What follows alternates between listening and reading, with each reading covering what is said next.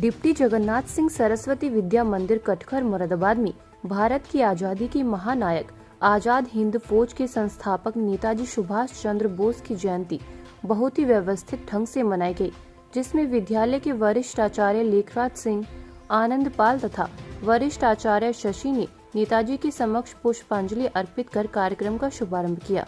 इसके उपरांत लेखराज सिंह ने नेताजी के जीवन के संघर्ष की कहानी सुनाई तथा आनंद पाल ने भी नेताजी के जीवन के संघर्ष पर प्रकाश डाला और कार्यक्रम प्रमुख शशि ने भी सुभाष चंद्र बोस के जीवन की महत्वपूर्ण घटनाओं का वर्णन किया।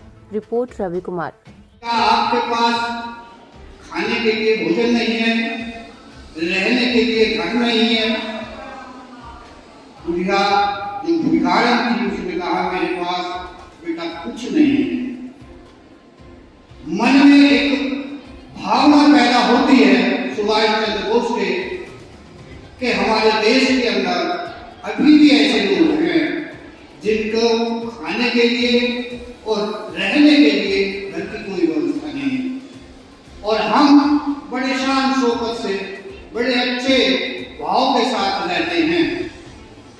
उस छोटे से बालक के मन में एक वेदना पैदा होती है और वह अपने मन ही मन यह धारणा अपने मन में बिठाता है कि मैं अवश्य ही इस बारे में कुछ ना कुछ जरूर करूंगा, और वह प्रतिदिन जो उसको आने जाने के लिए बस किराया मिलता था उस किराए को बचाकर विद्यालय के लिए पैदल जाते थे, और वो जो पैसा उन्होंने बचाया उसको वह उसी भिखारी को देते थे, और आगे चलकर वही बालक एक संघर्ष करता हुआ अपने देश की स्वाधीनता के लिए एक महानायक के रूप में उभर कर आया।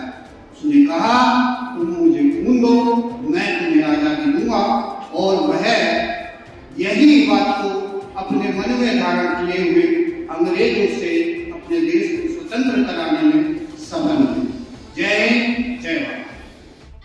23 जनवरी 1897 को कटक में हुआ था। उड़ीसा प्रांत है, वहाँ पर कटक स्थान है, वहाँ पर आपका जन्म हुआ था। जानकीनाथ बोस और प्रभावती देवी के यहाँ एक होनहार बालक का जन्म होता है। बचपन से ही बड़े प्रखर बुद्धि के थे और बड़ी सोच बूझ से ही काम करते थे। बालक बचपन से ही होनहार था। जब बड़ा हुआ तो उसको कॉलेज में पढ़ने के लिए भेज दिया गया। पढ़ाई पूरी करते हुए आपने सिविल की जो परीक्षा होती है उसमें चतुर्थ रैंक प्राप्त की। ये बड़ी गौरव की बात थी। लेकिन देश में आंदोलन चल रहा था। आंदोलन के कारण आपने सर्विस करना उचित नहीं समझा, और सर्विस ना करने के बाद उन्होंने देखा कि मेरे देश को मेरी आवश्यकता है, और वो जब जलियांवाला बाग में जो कांड हुआ था उस कांड को देख करके विचलित हो गए और अपने इसे स्वतंत्रता के आंदोलन में कूद पड़े। यहाँ पर इनका अलग था, अहिंसावादी नहीं थे, ये विचार गांधी जी से कम मिलते थे। पानी लगा दूं तो उसके मालिका का बड़े खुश हुए, उन्होंने जब पकड़ा दिया। नन्हे से सुभाष ने जैसे ही फूलों में पानी डालना शुरू करा, बोले मुझे गुलाब का फूल बहुत पसंद है। उन्होंने गुलाब के फूल में पानी डाला तो कांटा उनके हाथ में लग गया, उनके खून निकलने लगा, वो रोने लगे।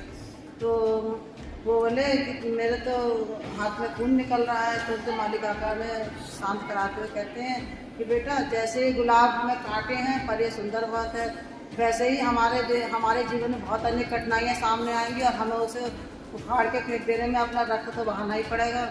तो उनकी बात समझ में आ जाती है। उनमें कि जैसे गुलाब आपके लगा हाथ में कांटा, वहाँ पर खून निकल आया। वैसे ही हमारे देश में अंग्रेज हैं जो हम लोगों के लिए दिल तक परेशान करते हैं, यातनाएं देते हैं, तो उन्हें जब हम उखाड़ कर जब फेंकेंगे तो हमें ऐसे ही रक्त बहाना पड़ेगा। सुभाष के मन में ये बात, नेता सुभाष चंद्र बोस के मन में ये बात घर कर गई। जब वो बड़े हुए तो उन्होंने उसी बात को ध्यान में रखते हुए और अपने सबके लिए नारा दिया था।